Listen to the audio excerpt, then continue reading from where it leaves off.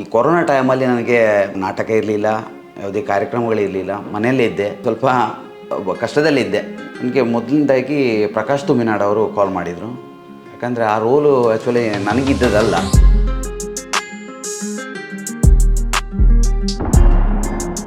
ಹೋದಾಗ ಪ್ರಕಾಶ್ ಅಣ್ಣ ಎಲ್ಲ ನನ್ನ ಕರ್ಕೊಂಡ ಮೇಲೆ ರೂಮಿಗೆ ಹೋದರು. ಹೋಗಿ ಹೇಳಿದರು, ಪುಷ್ಪಣ್ಣ ಒಂದು ಸಣ್ಣ ನಿಮಗೆ ಒಂದು ಆಡಿಷನ್ ಥರ ಇರುತ್ತೆ, ಅಲ್ಲಿ ತುಂಬ ಆರ್ಟಿಸ್ಟ್ ಇದ್ದರು, ಎಲ್ಲ ಬ್ಲೂ ಸ್ಲಿಪ್ಪರ್ ಹಾಕ್ಕೊಂಡಿದ್ದಾರೆ. ನಾನು ಪ್ರಕಾಶ್ ಅಣ್ಣ ಅಂತ ಕೇಳಿದೆ, ಪ್ರಕಾಶ್ ಅಣ್ಣ ಅವರೆಲ್ಲ ಯಾಕೆ ಬ್ಲೂ ಸ್ಲಿಪ್ಪರ್ ಹಾಕ್ಕೊಂಡಿದ್ದಾರೆ? ಅದೆಲ್ಲ ಸೆಲೆಕ್ಟ್ ಆದವರು ಅವರಿಗೆ ಸ್ಲಿಪ್ಪರ್ ಈಗಲೇ ಕೊಡ್ತಾರೆ, ಯಾಕಂದರೆ ಅದು ನಾಳೆ ಶೂಟಿಂಗ್ ಆಗುವಾಗ ಅದು ಹಳೇದಾಗಿರಬೇಕು. ನನಗೂ ಭಯ ಆಯಿತು. ನಾನು ಹೇಳಿದರೆ ಸ್ಲಿಪ್ಪರ್ ಸಿಕ್ಕಬೇಕು ನನಗೆ ಈ ರೋಲಲ್ಲಿ.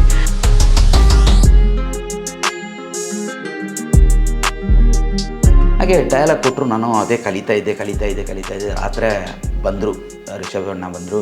ಓಕೆ, ಯಾವ ಡೈಲಾಗ್ ಹೇಳುವ? ನಾನು ಡೈಲಾಗ್ ಹೇಳಿದೆ. ಆಗಲೇ ಹೇಳಿದರು, ಪುಷ್ಪಣ್ಣ ನಂಬರ್ ತಗೊಳ್ಳಿ, ಸ್ಲಿಪ್ಪರ್ ಕೊಡಿ ಅಂತ ಹೇಳಿದರು.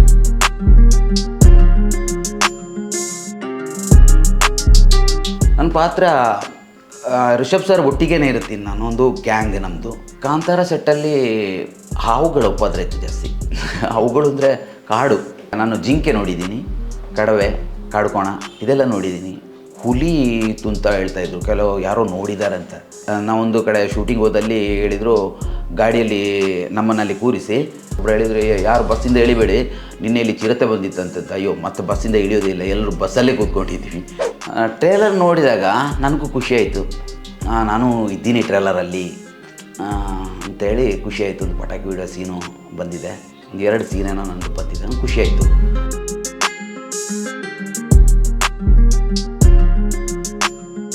ನಮಸ್ಕಾರ, ನಾನು ಪುಷ್ಪರಾಜ್ ಬೊಳ್ಳಾರ್, ರಂಗಭೂಮಿ ಕಲಾವಿದ.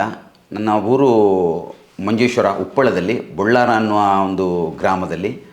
ನಾನು ರಂಗಭೂಮಿಯಲ್ಲಿ ಒಂದು 20 ವರ್ಷ ಅನುಭವ ಇದ್ದೇನೆ, ರಂಗಭೂಮಿ ನಾಟಕದಲ್ಲೆಲ್ಲ. ಹಾಗೆ ತುಂಬ ತುಳು ಚಿತ್ರದಲ್ಲಿ ಮಾಡಿದ್ದೀನಿ, ಒಂದು 9 ಕನ್ನಡ ಚಿತ್ರದಲ್ಲಿ ಮಾಡಿದ್ದೀನಿ. ಹಾಗೆ ಸೊ ಕಾಂತಾರ ಸಿನಿಮಾ ನಿಮಗೆ ಮೊದಲು ಯಾರಿಂದ ಕರೆ ಬಂತು, ಈ ಸಿನಿಮಾದಲ್ಲಿ ನೀವು ನಟಿಸಬೇಕು, ನಿಮಗೊಂದು ಪಾತ್ರ ಇದೆ ಅಂತ? ನನಗೆ ಮೊದಲಿಂದಾಗಿ ಪ್ರಕಾಶ್ ತುಮಿನಾಡ್ ಅವರು ಕಾಲ್ ಮಾಡಿದರು.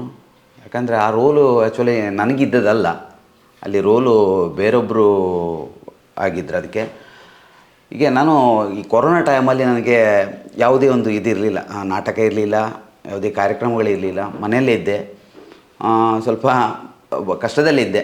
ಆಗ ನನಗೆ ಕೇಳ್ಪಟ್ಟೆ, ರಿಷಬ್ ಸರ್ ಅವರೊಂದು ಫಿಲ್ಮು ಮಾಡ್ತಾಯಿದ್ದಾರೆ ಕಾಂತಾರ ಅಂತೇಳಿ. ಹಿಂಗೆ ರಿಷಬ್ ಸರ್ ಮಾಡ್ತಾರೆ ಅಂತ ಹೇಳುವಾಗ ಸ್ವಲ್ಪ ಖುಷಿಯಾಯಿತು. ರಿಷಬ್ ಸರ್ ಫಿಲ್ಮು ಮಾಡ್ತಿದ್ರೆ ಅಂಥ ರೀತಿಯಲ್ಲಿ ಫಿಲ್ಮ್ ಮಾಡ್ತಾರೆ ಅವರು ಹೇಳಿದರೆ. ನಾನು ಮೊದಲು ಹಿರಿಯ ಪ್ರಾಥಮಿಕ ಶಾಲೆ ಕಾಸರಗೋಡು, ಅದರಲ್ಲಿ ಒಂದು ಸಣ್ಣ ಪಾತ್ರವನ್ನು ನಾನು ಮಾಡಿದ್ದೀನಿ. ಅದ ಕಾರಣ ಅವರ ಒಡನಾಟ ನನಗೆ ಇದೆ. ಹಾಗೆ ಅವರು ಮಾಡುವಾಗ ಅದರಲ್ಲೇನೋ ಒಂದು ರೋಲ್ ಇರ್ಬೋದಾ ಅಂತ ಕೇಳುವಂತೇಳಿ ಪ್ರಕಾಶ್ ಅಣ್ಣನಿಗೆ ಫೋನ್ ಮಾಡಿ ಕೇಳಿದೆ, ಪ್ರಕಾಶ್ ಅಣ್ಣ ರಿಷಬ್ ಸರ್ ಅವರು ಒಂದು ಫಿಲ್ಮ್ ಮಾಡ್ತಾಯಿದ್ದಾರೆ ಅಂತಲ್ಲ, ನನಗೇನಾದರೂ ರೋಲ್ ಇರ್ಬೋದಾ?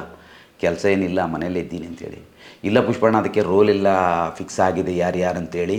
ಹಾಗೆ ಸಣ್ಣ ರೋಲ್ ಇದೆ, ಅದಕ್ಕೆಲ್ಲ ಬೇಡ, ಅದು ನನಗೆ ಕೊಡೋದು ಒಳ್ಳೆಯದಾಗೋದಿಲ್ಲ, ರಿಷಬ್ ಸರಿಗೂ ಮನಸ್ಸಿಲ್ಲ ಆ ರೋಲೆಲ್ಲ ಕೊಡಲಿಕ್ಕೆ, ನೆಕ್ಸ್ಟ್ ಫಿಲ್ಮಲ್ಲಿ ನೋಡ್ತೀನಿ ಪುಷ್ಪಣ್ಣ, ಮಾತಾಡ್ತೀನಿ ಅಂತೇಳಿ. ಹಾಗೆ ಏನೋ ಅನ್ಎಕ್ಸ್ಪೆಕ್ಟೆಡಾಗಿ ಅಲ್ಲಿ ನಾನು ಮಾಡುವಂಥ ರೋಲ್ನ ವ್ಯಕ್ತಿಗೆ ಏನೋ ಬರಲಿಕ್ಕಾಗಲಿಲ್ಲ. ಅವರಿಗೇನೋ ಸ್ವಲ್ಪ ಅಸೌಖ್ಯದಿಂದ ಅವ್ರು ಹೇಳಿದ್ರಂತೆ, ಇಲ್ಲ ಇದನ್ನು ಬೇರೆ ಯಾರಿಗಾದರೂ ಕೊಡಿ, ನಾನು ಸ್ವಲ್ಪ ಹೋಗ್ತೀನಿ ಹೊರಗೆ, ಹಾಸ್ಪಿಟಲಲ್ಲಿ ಹೋಗ್ಬೇಕು ಅಂತೇಳಿ ಅವರು ಅಲ್ಲಿಂದ ಹೋದರು. ಹಾಗೆ ನನ್ನ ಫೋಟೋ ರಿಷಬ್ ಸರ್ ಅವರಿಗೆ ಪ್ರಕಾಶ್ ಅಣ್ಣ ಕೊಟ್ಟು, ಇದು ಪುಷ್ಪಣ್ಣ ಬರಲಿ ಅಂತೇಳಿ ಕರ್ಕೊಂಡು ಹಾಗೆ ನನ್ನನ್ನು ಕರೆದವರು. ಸೊ ಕಾಂತಾರದಲ್ಲಿ ನಿಮ್ಮ ಪಾತ್ರ ಯಾವ ಥರ ಇರುತ್ತೆ? ನನ್ನ ಪಾತ್ರ ರಿಷಬ್ ಸರ್ ಒಟ್ಟಿಗೇ ಇರ್ತೀನಿ. ನಾನು ಒಂದು ಗ್ಯಾಂಗ್ ನಮ್ಮದು, ರಿಷಬ್ ಸರ್ ಮತ್ತು ಪ್ರಕಾಶ್ ಅಣ್ಣ, ಸನಿಲ್ ಗುರು, ಇವರು ದೀಪಕ್, ನಾನು, ಇದೊಂದು ಗ್ರೂಪ್. ಈ ಗ್ರೂಪಲ್ಲಿ ನಾನು ಒಬ್ಬ. ಸೊ ಕಾಂತಾರ ಸಿನಿಮಾದ ಚಿತ್ರೀಕರಣದ ಮೊದಲ ದಿನ ಏನಾದರೂ ನೆನಪಿದೆಯಾ ನಿಮಗೆ? ಮೊದಲ ದಿನ ಸೆಟ್ಟಿಗೆ ಹೋದಾಗ ಯಾವ ಥರ ಇತ್ತು ಅಟ್ಮಾಸ್ಫಿಯರ್ ಎಲ್ಲ? ನಾನು ಇಲ್ಲಿ ತುಳುವಲ್ಲಿ ಫಿಲ್ಮ್ ಮಾಡಿದ್ದೀನಿ, ಆದರೆ ಸೆಟ್ಟೆಲ್ಲ ನೋಡಿದ್ದೀನಿ ಹೇಗಿರ್ತದೆ ಅಂತೇಳಿ. ಅಲ್ಲಿ ಹೋದಾಗ ಒಂದು ಅದ್ಭುತನೇ ಬೇರೆ ಆಗಿತ್ತು. ಸೆಟ್ ಅಂದರೆ ಅದು ಅಯ್ಯೋ ಈ ರೀತಿಯೂ ಇರ್ತದ ಅಂಥೇಳಿ. ದೊಡ್ಡ ಲೈಟ್ಗಳು, ಕೆಲಸಕ್ಕೆ ತುಂಬ ಜನ ಅಂದರೆ ಒಂದು ಜಾತ್ರೆ ಥರ ಅಲ್ಲಿ. ತುಂಬ ಏನೋ ನನಗೆ ಇಂಥದ್ದು ಇರ್ತದೆ ಆ ಫಿಲ್ಮಲ್ಲಿ, ಇಷ್ಟು ಜನ ಬೇಕಾಗ್ತದೆ ಆ ಫಿಲ್ಮಿಗೆ, ಮತ್ತು ಇಷ್ಟೆಲ್ಲ ಇದೆಲ್ಲ ಇದೆ ಅಂತ ಲೈಟ್, ಮತ್ತು ಒಂದೊಂದು ಕಡೆ ದೊಡ್ಡ ದೊಡ್ಡ ಇದು ಟವರ್ಸ್, ಇದೆಲ್ಲ ಬೇಕಾ ಈ ಫಿಲ್ಮಿಗೆ? ದೊಡ್ಡ ರಿಚ್ ಆಗಿತ್ತದು ಸೆಟ್ಟೆ ಅಂದರೆ. ಸೆಟ್ ತುಂಬ ರಿಚ್ ಆಗಿತ್ತು. ನನಗೆ ಕಂಡ ಕೂಡಲೇ ಓ ಇಷ್ಟೆಲ್ಲ ಬೇಕಾಗ್ತದಲ್ಲ ಅಂಥೇಳಿ ತುಂಬ ಖುಷಿ ಆಯಿತು. ಇಷ್ಟು ದೊಡ್ಡ ಸೆಟ್ಟಲ್ಲಿ ನಾನೊಂದು ಕೆಲಸ ಮಾಡಲಿಕ್ಕೆ ಬಂದಿದ್ದೀನಲ್ಲ ಅಂಥೇಳಿ. ಸೊ ಈ ಸಿನಿಮಾದಲ್ಲಿ ನಿಮ್ಮದು ಎಷ್ಟು ದಿನದ ಡೇಟ್, ಎಷ್ಟು ದಿನ ನೀವು ಕೆಲಸ ಮಾಡಿದ್ದೀರಿ ಹಾಗೂ ಶೂಟಿಂಗ್ ಅನುಭವಗಳು ಹೇಗಿತ್ತು? ನನಗೆ ಒಂದು 58 ದಿನ ನಾನು ಶೂಟ್ ಮಾಡಿದ್ದೀನಿ ಅಲ್ಲಿ. ನನ್ನ ಅನುಭವ ಅಂದರೆ ಇಂಥ ಸೆಟ್ಟಲ್ಲಿ ನಾನು ವರ್ಕ್ ಮಾಡಿದ್ದೆ ಫಸ್ಟ್ ಟೈಮ್.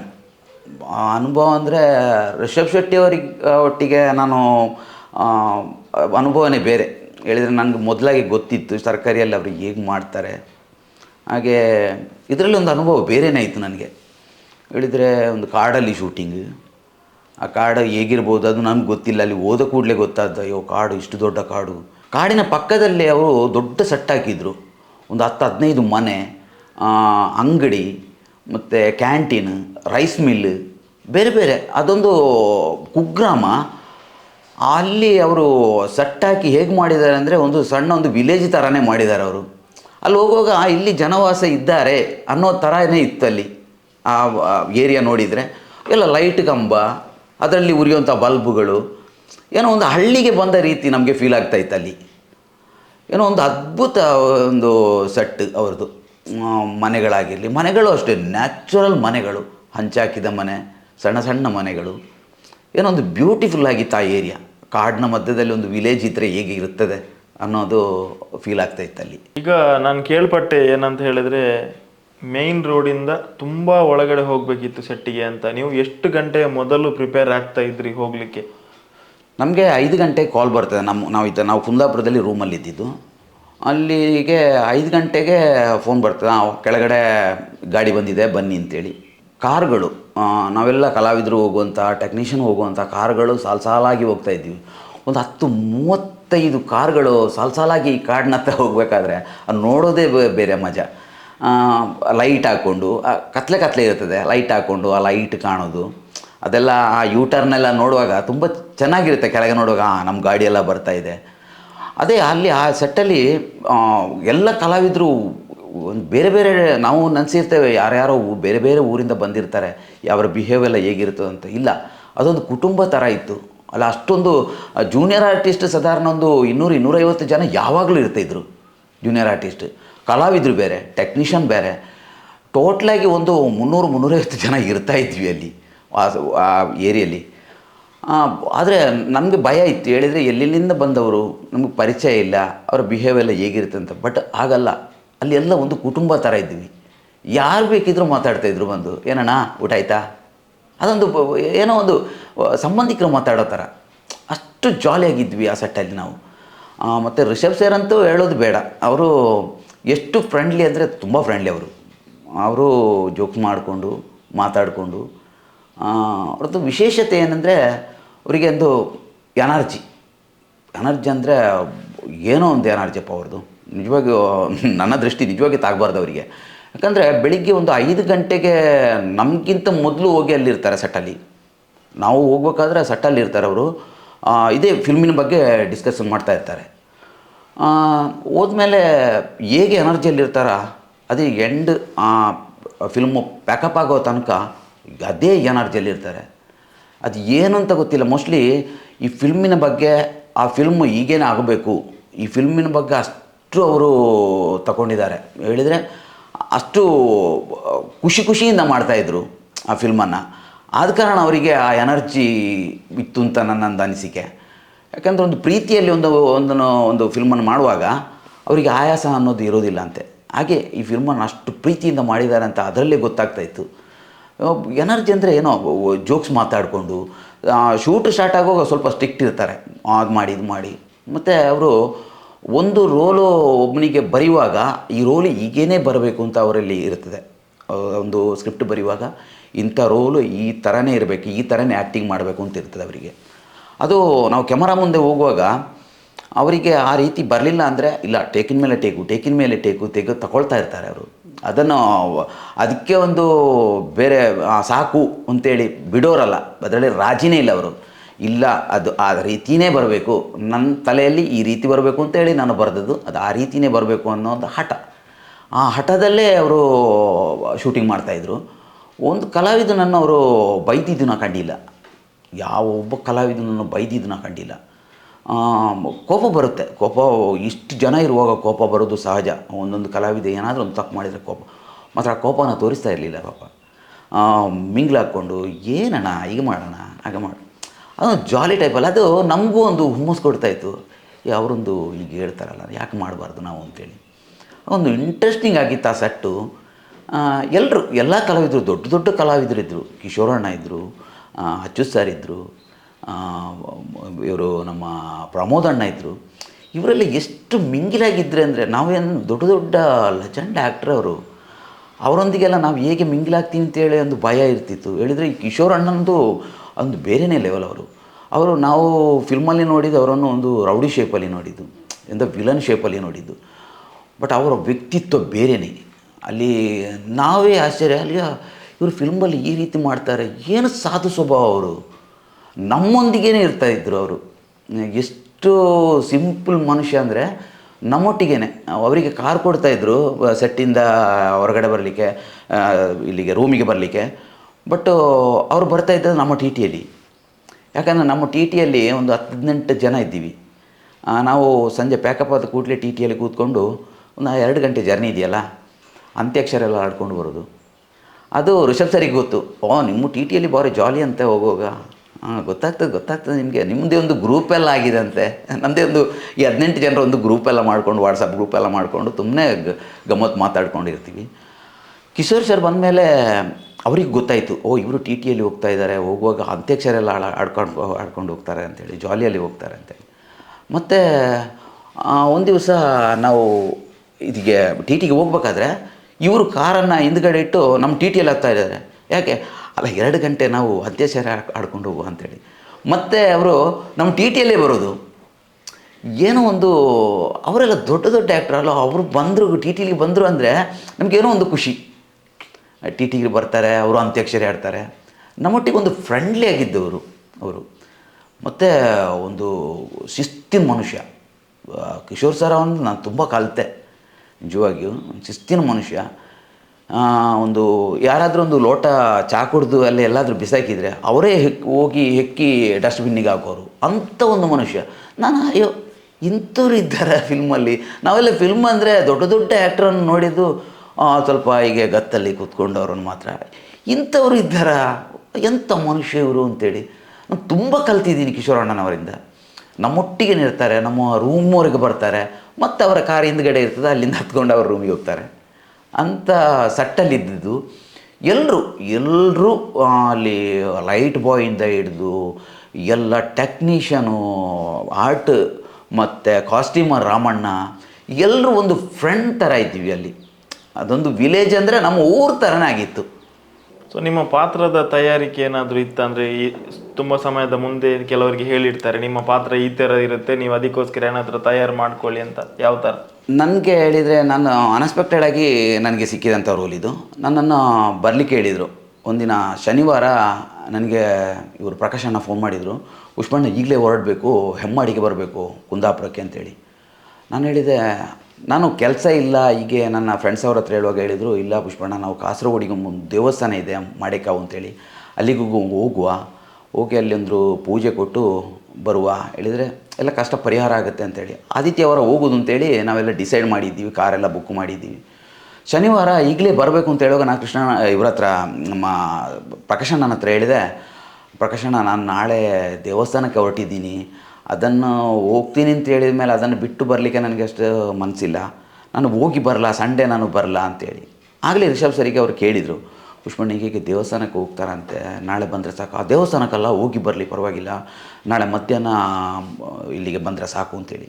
ನಾನು ಆಗಲೇ ಆದಿತ್ಯವರದ್ದು ಇಲ್ಲಿ ದೇವಸ್ಥಾನಕ್ಕೆ ಹೋಗಿ ಮಧ್ಯಾಹ್ನ ಊರಿಂದ ಹೊರಟೆ. ಹೆಮ್ಮಾಡಿಗೆ ಹೋಗಿ, ಹೆಮ್ಮಾಡಿ ರೂಮಲ್ಲಿ ಹೆಮ್ಮಾಡಿ ಒಂದು ಹೋಮ್ ಸ್ಟೇಯಲ್ಲಿದ್ದೆವು, ಅಲ್ಲಿಗೆ ನಾನು ಕರ್ಕೊಂಡೋದ್ರು. ಅಲ್ಲಿ ಹೋದಾಗ ಪ್ರಕಾಶಣ್ಣ ಎಲ್ಲ ನನ್ನ ಕರ್ಕೊಂಡ ಮೇಲೆ ರೂಮಿಗೆ ಹೋಗಿ ಹೇಳಿದರು, ಪುಷ್ಪಣ್ಣ ಒಂದು ಸಣ್ಣ ಒಂದು ನಿಮಗೆ ಒಂದು ಆಡಿಷನ್ ಥರ ಇರುತ್ತೆ, ಈ ರೋಲು ಬೇರೆಯವ್ರು ಮಾಡಬೇಕಾಗಿದ್ದು, ಅವರು ಕಾರಣಾಂತರಗಳಿಂದ ಮಾಡಲಿಕ್ಕೆ ಆಗೋದಿಲ್ಲ ಅಂತ ಹೇಳಿದ ಕಾರಣ ನಿಮಗೆ ಈ ರೋಲನ್ನು ಕೊಡ್ತಾ ಇದ್ದೀವಿ. ಸಣ್ಣ ಒಂದು ಆಡಿಷನ್, ನಿಮಗೊಂದು ಇದು ಡೈಲಾಗ್ ಶೀಟ್ ಕೊಡ್ತೀವಿ, ಅದನ್ನು ನೀವು ಕಲ್ತ್ಕೊಂಡಿರಿ. ರಿಷಬ್ ಸರ್ ಯಾವಾಗ ಬರ್ತಾರೆ ಅವರ ಮುಂದ್ಗಡೆ ನೀವು ಒಂದು ರಿಹರ್ಸಲ್ ಮಾಡಿ ಅಂತೇಳಿ ಓಕೆ ಅಂತೇಳಿದೆ. ಬಟ್ ಅಲ್ಲಿ ನೋಡುವಾಗ ಅಲ್ಲಿ ತುಂಬ ಆರ್ಟಿಸ್ಟ್ ಇದ್ದರು, ಕುಂದಾಪುರದ ಆರ್ಟಿಸ್ಟ್ ತುಂಬ ಜನ ಇದ್ದರು. ಅವರಿಗೆಲ್ಲ ಸ್ಲಿಪ್ಪರ್ ಕೊಟ್ಟಿದ್ದರು, ಎಲ್ಲ ಬ್ಲೂ ಸ್ಲಿಪ್ಪರ್ ಹಾಕ್ಕೊಂಡಿದ್ದಾರೆ. ನಾನು ಪ್ರಕಾಶಣ್ಣ ಅಂತ ಕೇಳಿದೆ, ಪ್ರಕಾಶಣ್ಣ ಅವರೆಲ್ಲ ಯಾಕೆ ಬ್ಲೂ ಸ್ಲಿಪ್ಪರ್ ಹಾಕ್ಕೊಂಡಿದ್ದಾರೆ?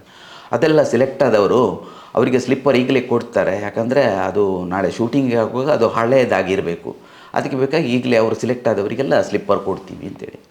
ನನಗೂ ಭಯ ಆಯಿತು. ನಾನು ಹೇಳಿದರೆ ಸ್ಲಿಪ್ಪರ್ ಸಿಕ್ಕಬೇಕು ನನಗೆ ಈ ರೋಲಲ್ಲಿ, ಏನಾದರೂ ಡೈಲಾಗ್ ಹೇಳಿ ಇವರನ್ನು ಮೆಚ್ಚಿಸಬೇಕು ಅಂತಾಯಿತು. ಅದರೊಂದು ಭಯ. ಮತ್ತು ನಾನು ದೇವಸ್ಥಾನಕ್ಕೆ ಹೋಗಿದ್ದೇನೆ, ಆ ದೇವಿ ನನ್ನ ಕೈ ಬಿಡೋದಿಲ್ಲ ಅನ್ನೋ ಒಂದು ಭರವಸೆ. ಹಾಗೆ ಡೈಲಾಗ್ ಕೊಟ್ಟರು, ನಾನು ಅದೇ ಕಲಿತಾ ಇದ್ದೆ. ರಾತ್ರಿ ಬಂದರು, ರಿಷಬ್ ಅಣ್ಣ ಬಂದು ಪುಷ್ಪಣ್ಣ ಕಲ್ತ್ರಾ? ಹಾಂ ಕಲ್ತಿದ್ದೀನಿ ಸರ್. ಓಕೆ, ಯಾವ ಡೈಲಾಗ್ ಹೇಳುವ? ಸ್ಟೇಷನ್ ಇದ್ದು ಹೇಳುವ? ಓಕೆ. ನಾನು ಡೈಲಾಗ್ ಹೇಳಿದೆ. ಆಗಲೇ ಹೇಳಿದರು, ಪುಷ್ಪಣ್ಣ ನಂಬರ್ ತಗೊಳ್ಳಿ, ಸ್ಲಿಪ್ಪರ್ ಕೊಡಿ ಅಂತ ಹೇಳಿದರು. ಮತ್ತು ಧೈರ್ಯ ಬಂತು, ನನಗೆ ರೋಲ್ ಸಿಕ್ಕಿತ್ತು ಅಂತ. ಹಾಗೆ ಪ್ರಿಪ್ರೇಷನ್ ಬಿಟ್ಟು ಬೇರೆ ಏನೋ ದೊಡ್ಡ ರೀತಿಯಲ್ಲಿ ಪ್ರಿಪ್ರೇಷನ್ ಮಾಡಲಿಲ್ಲ. ನಾನು ತುಂಬ ಚಿತ್ರದಲ್ಲಿ ಮಾಡಿದ್ದೀನಾದರೂ ಈ ಚಿತ್ರದಲ್ಲಿ ಬೇರೆಯೇ ಒಂಥರ ಇತ್ತು.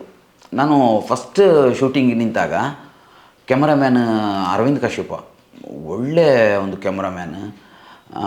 ಅವ್ರು ಸರ್ ಹೇಳ್ಬೇಕಂದ್ರೆ ಅವರ ಒಂದೊಂದು ಶಾರ್ಟ್ಸು ತುಂಬ ಅದ್ಭುತವಾಗಿರುತ್ತೆ. ನಾವು ಒಮ್ಮೊಮ್ಮೆ ಮೊನಿಟ್ರ್ ಮೇಲೆ ನೋಡ್ತಾ ಇರ್ತೀವಿ, ನಾವು ಕ್ಯಾಮರಾ ಇಟ್ಟಾಗ ಏನೋ ಬರ್ಬೋದು ಅಂತೇಳಿ, ಇಲ್ಲ ಆ ಮೊನಿಟ್ರ್ ನೋಡುವಾಗಲೇ ಗೊತ್ತಾಗಿರೋದು, ಅಯ್ಯೋ ಇಷ್ಟು ಅದ್ಭುತವಾಗಿ ಬಂದಿದೆ ಅಂತೇಳಿ.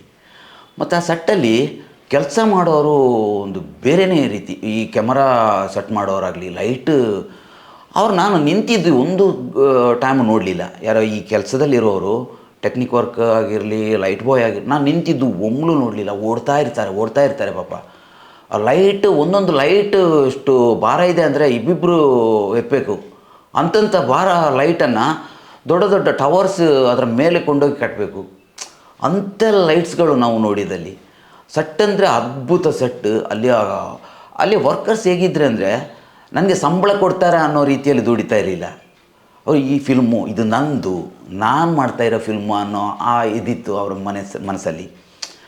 ರಿಷಬ್ ಸರಲ್ಲಿ ಅಷ್ಟು ಅನ್ಯೋನ್ಯತೆ ಆದ ಕಾರಣ ಅವರೆಲ್ಲ ಅಷ್ಟು ದುಡಿಲಿಕ್ಕೆ ಕಾರಣ ಆಯಿತು. ಹೇಳಿದರೆ ಯಾರಿಗೂ ಅವರು ಬೈದವರಲ್ಲ ರಿಷಬ್ ಸರ್, ಎಲ್ಲರನ್ನ ಒಂದು ಫ್ರೆಂಡ್ ಥರ ನೋಡೋರು. ಆದ ಕಾರಣ ಕೆಲಸದವರಿಗೂ ಒಂದು ಹುಮ್ಮಸ್ಸು ಬರುತ್ತೆ, ಆ ಕೆಲಸ ಮಾಡಬೇಕು. ನಾನು ಸಂಬಳಕ್ಕೆ ದುಡಿಯೋದು ಅಂತ ದುಡ್ಡಿಲೇ ಇಲ್ಲ ಯಾರು.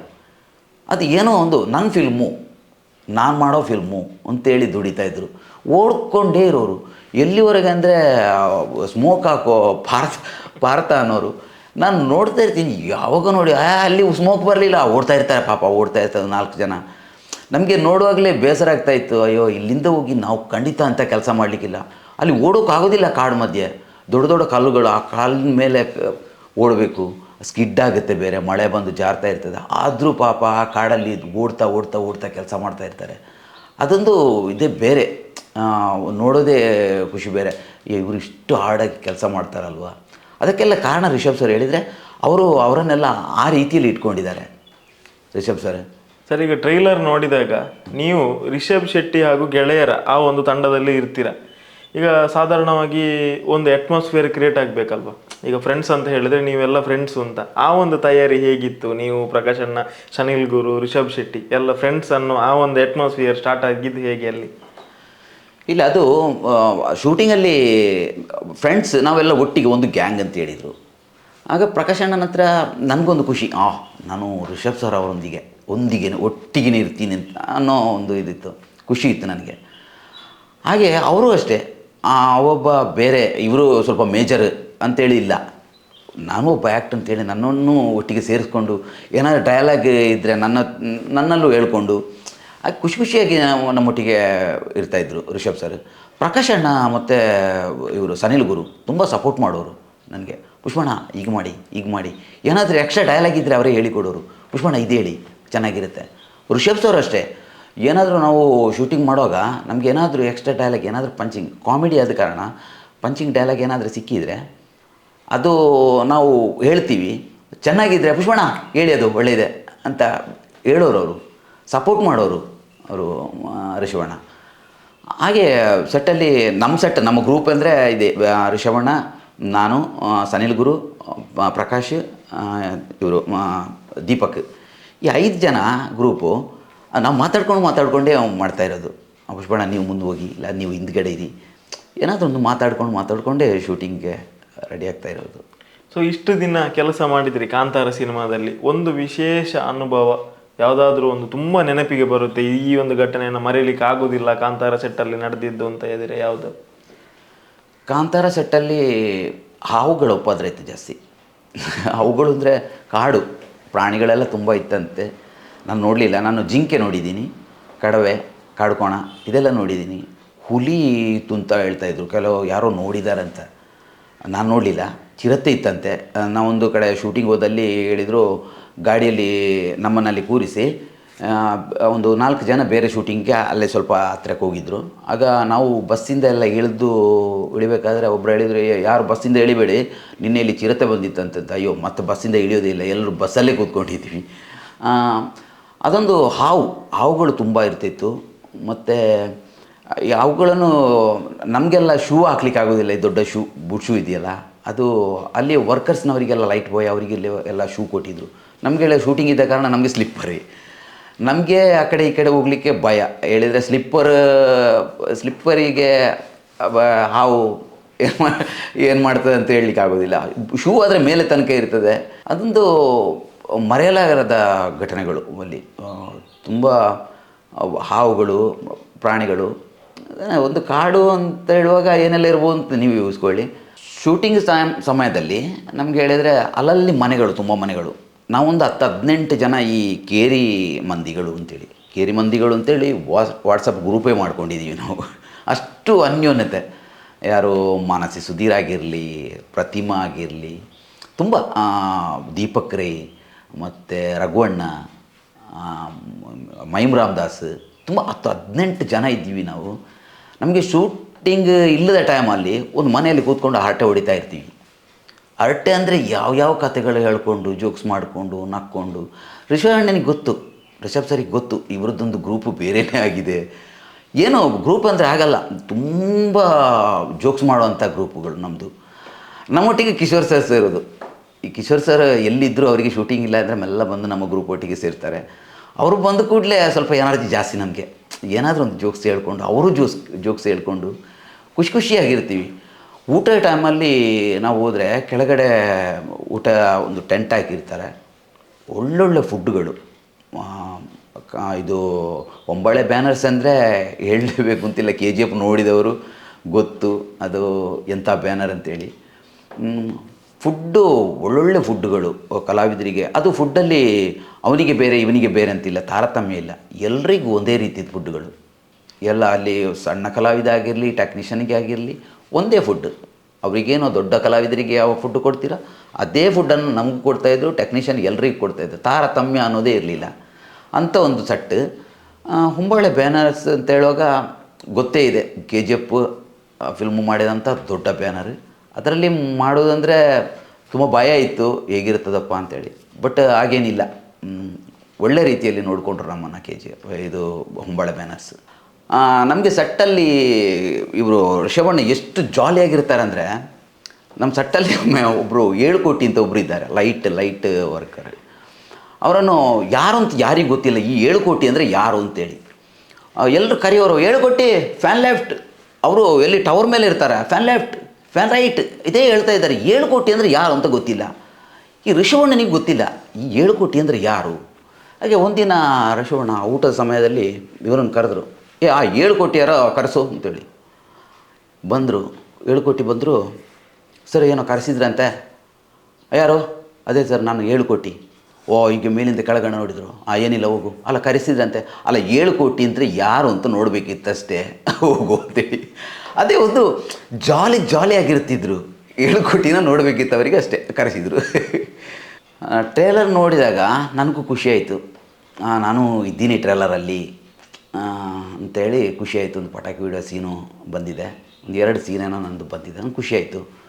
ಮತ್ತು ನನ್ನ ಊರಲ್ಲಿ ಒಂದು ಗ್ರಾಮ ನಂದು, ಅಲ್ಲಿ ಗಡಿನಾಡಾದ ಕಾರಣ ಜಾಸ್ತಿ ಕೇರಳ ಆ್ಯಕ್ಚುಲಿ ಅಲ್ಲೆಲ್ಲ ಮಲಯಾಳ ಫಿಲ್ಮು ನೋಡೋರು ಜಾಸ್ತಿ, ಕನ್ನಡ ನೋಡೋದಿಲ್ಲ ಅಂತೆಲ್ಲ ನೋಡ್ತಾರೆ ಕನ್ನಡಿಗರೇ, ಆದರೆ ಮಲಯಾಳ ಜಾಸ್ತಿ ಡಿಪೆಂಡ್ ಆಗಿರ್ತಾರೆ. ಕನ್ನಡ ಒಳ್ಳೊಳ್ಳೆ ಫಿಲ್ಮ್ ಬಂದರೆ ಕನ್ನಡ ನೋಡ್ತಾರೆ. ಆದರೆ ಈ ಟ್ರೇಲರ್ ಬಂದ ಕೂಡಲೇ ನಾನು ಇದ್ದೀನಿ ಅಂತ ಊರಿನವರಿಗೆಲ್ಲ ಗೊತ್ತು, ಕಾಂತಾರದಲ್ಲಿ ಪುಷ್ಪ ಇದ್ದಾನೆ ಅಂತೇಳಿ. ಟ್ರೇಲರ್ ಬಂದ ಕೂಡಲೇ ಎಲ್ರಿಗೂ ಹೋಗುತ್ತೆ, ಎಲ್ರಿಗೂ ಹೋಗಿದೆ. ನಿಲ್ಲಿಸಿ ಹೇಳ್ತಾರೆ, ಟ್ರೇಲರ್ ತುಂಬ ಸೂಪರ್ ಇದೆ, ಏನೋ ಒಂದು ಸೌಂಡ್ ಮಾಡುತ್ತೆ, ಟ್ರೇಲರ್ ನೋಡಿದಾಗ ಏನೋ ಒಂದು ವೈಬ್ರೇಷನ್ ಇದೆ ಅದರಲ್ಲಿ ಅಂತೇಳಿ. ಒಬ್ಬರಂತೂ ಹೇಳಿದರು ನನಗೆ, ಪುಷ್ಪಣ್ಣ ಇದು ಆಸ್ಕರ್ ಗ್ಯಾರಂಟಿ ಅಂತೇಳಿ. ಅವರ ಬಾಯಿ ಮಾತಿಂದಾದರೂ ಖಂಡಿತ ಆಸ್ಕರಿಗೆ ಹೋಗಲೇಬೇಕು ಈ ಫಿಲ್ಮು, ಹೇಳಿದರೆ ಅಷ್ಟು ರಿಚ್ನೆಸ್ ಇದೆ ಈ ಫಿಲ್ಮು. ತುಂಬ ಜನ ಖುಷಿಪಟ್ಟಿದ್ದಾರೆ ಈ ಟ್ರೇಲರನ್ನು ನೋಡಿ. ಈ ಟ್ರೇಲರೇ ನೋಡುವಾಗ ಒಂಥರ ಇದೆ, ಫಿಲ್ಮ್ ಹೇಗಿರ್ಬೋದು ಅಂತೇಳಿ. ಅದೊಂದು ನನಗೆ ಕುತೂಹಲ ಇದೆ. ನಾನು ಕಾಯ್ತಾ ಇದ್ದೀನಿ ಯಾವಾಗ 30 ಆಗುತ್ತೆ ಅಂತೇಳಿ. 30 ಡೇಟಿಗೆ ಕಾಯ್ತಾ ಇದ್ದೀನಿ, ನಾನು ಥಿಯೇಟರಿಗೆ ಹೋಗಿ ನೋಡಬೇಕು ಫಿಲ್ಮನ್ನು ಅಂತೇಳಿ. ಹಾಗೇ ಕಲಾ ಆಸ್ವಾದಕರನ್ನು ಹೇಳೋದಿಷ್ಟೇ, ನಮ್ಮ ತುಳುನಾಡಿನ ಮಣ್ಣಿನ ಒಂದು ಪರಿಮಳ ಇರುವಂತಹ ಚಿತ್ರ ಇದು.